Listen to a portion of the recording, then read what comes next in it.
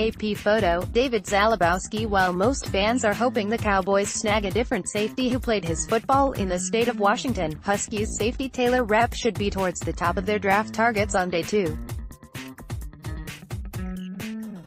The Cowboys have some decisions to make when it comes to their back end, particularly at safety.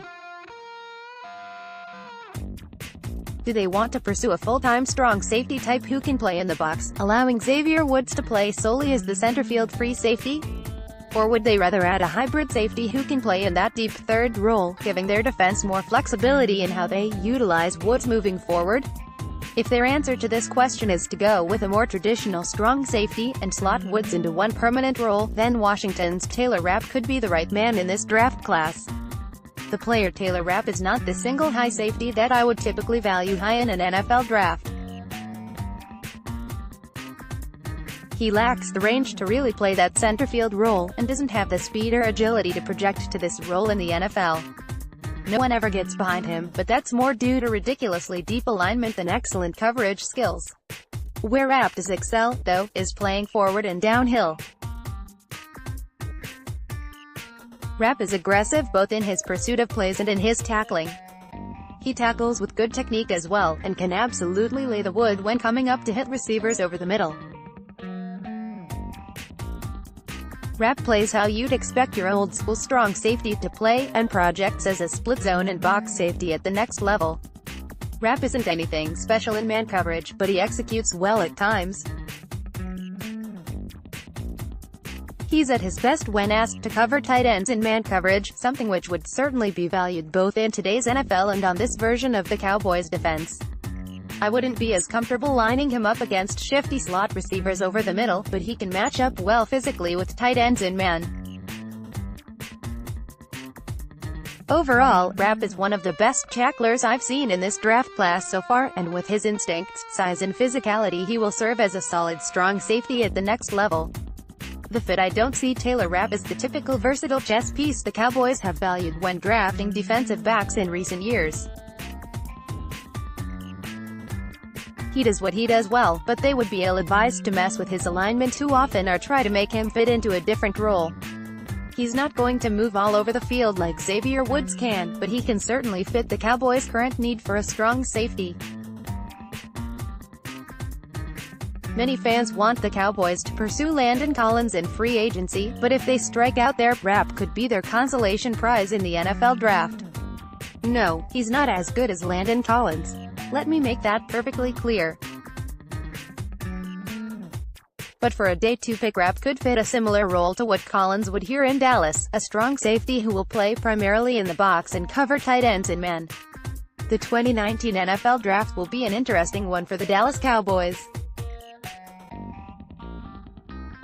From the outside looking in, it doesn't seem as if they have any clear needs that need to be addressed. But if you were to dive deeper into their roster, you'd probably discover things might not be as stable as we'd like to believe. The Dallas Cowboys could obviously stand to upgrade several positions. So far this offseason, wide receiver, tight end, and safety have been at the forefront of the discussion, but one position not being mentioned is offensive tackle.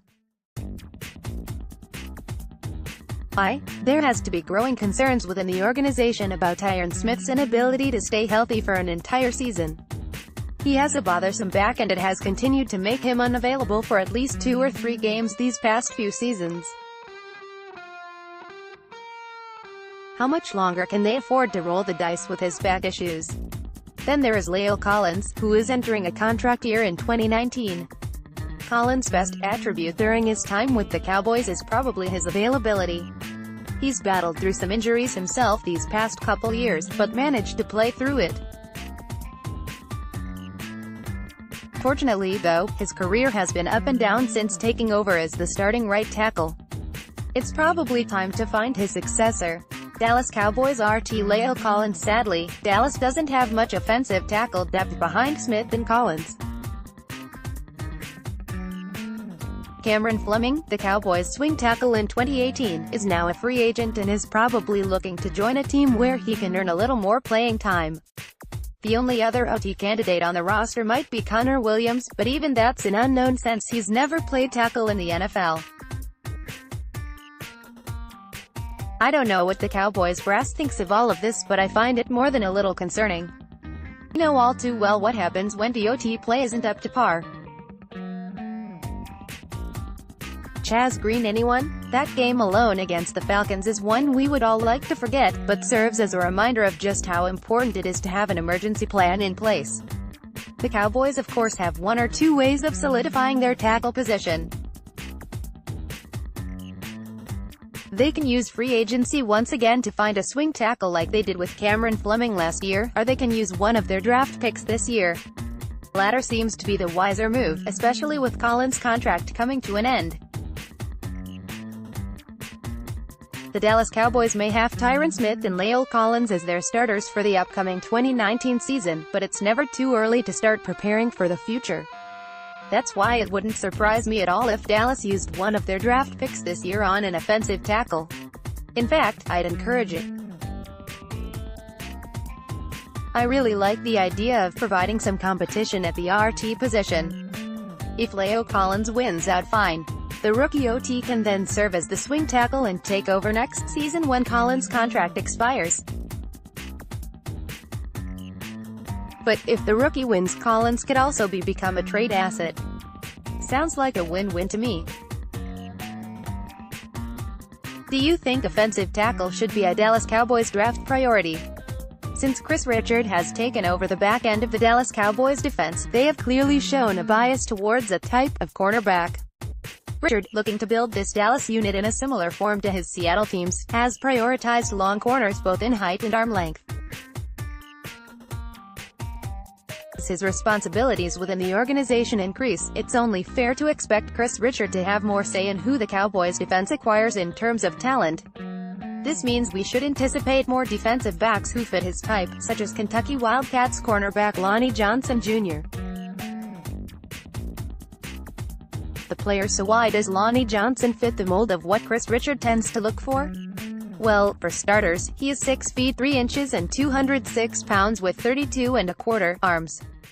He's a long corner with excellent size and the trait profile which indicates he could be the perfect candidate to play cornerback in Dallas. But while he might look great on paper, the tape is always the most important factor for evaluating and projecting talent.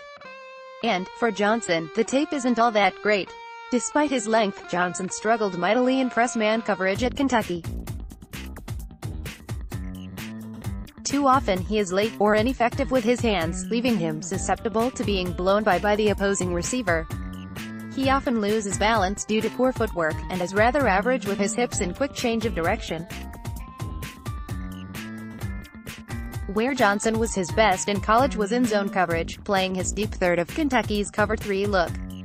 Rarely did he allow receivers behind him in zone coverage, and displayed good instincts when deciding whether to jump routes or play more conservatively when playing in that deep third. He was not nearly as comfortable underneath, and Kentucky didn't ask him to play in that role too often. Because of how big he is, Johnson is able to contest at the catch point regularly, yet he only deflected 9 passes in 2 years. What gives me the most hope for Lonnie Johnson as a prospect, besides his length, is his Senior Bowl performance. Johnson impressed daily at the Senior Bowl, looking more comfortable in man coverage and playing much better in his press technique. Was this Johnson becoming more comfortable over time and a sign of things to come at the next level, or was it an anomaly that we shouldn't read too much into? The answer to that question is up to the individual teams, but his combine performance will play a huge role in how those teams answer. The fit, as I've discussed already, Lonnie Johnson Jr. fits what Chris Richard tends to look for in his cornerbacks. He is long, tall, and relatively athletic, making him a clay piece for a coach like Richard to develop. The question is, however, how much development can really occur? The highs for Johnson are rather high when he maximizes his natural abilities on the field. But too often he is sloppy in technique or looks lost in man coverage.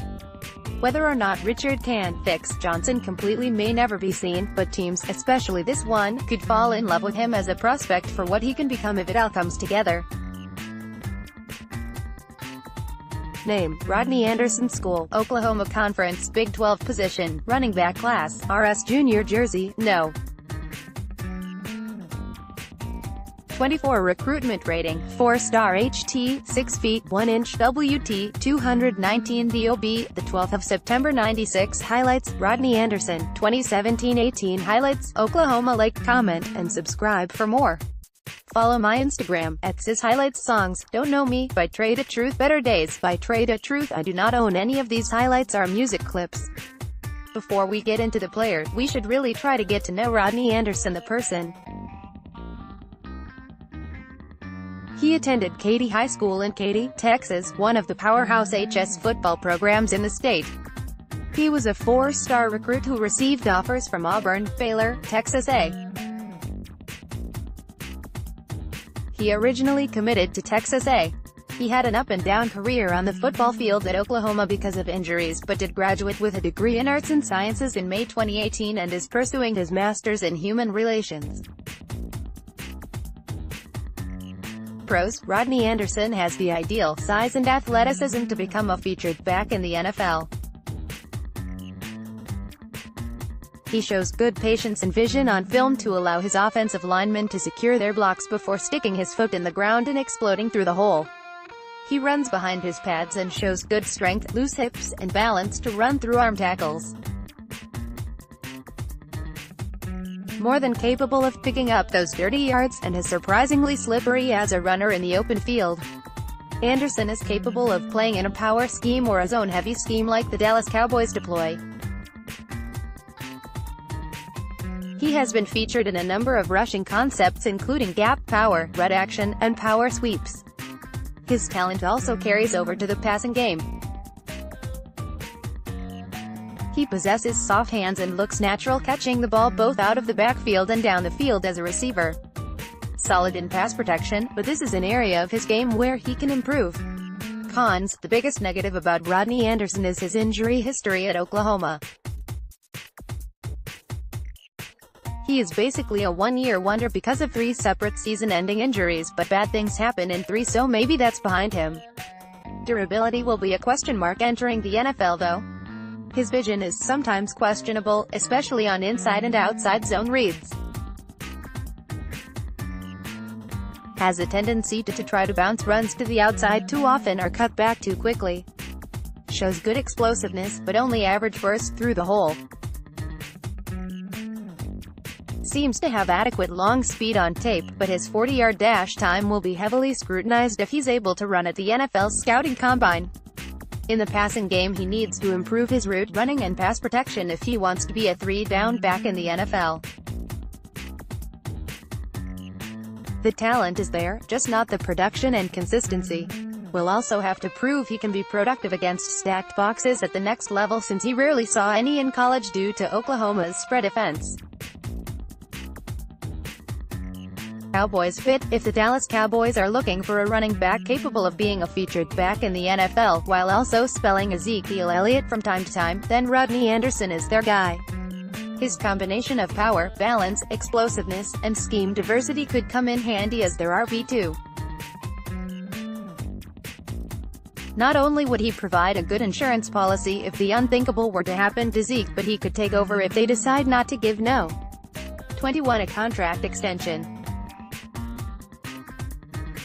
There is a lot to like about Rodney Anderson's game and his ability to contribute in the running and passing game, but he is not by any means a clean prospect.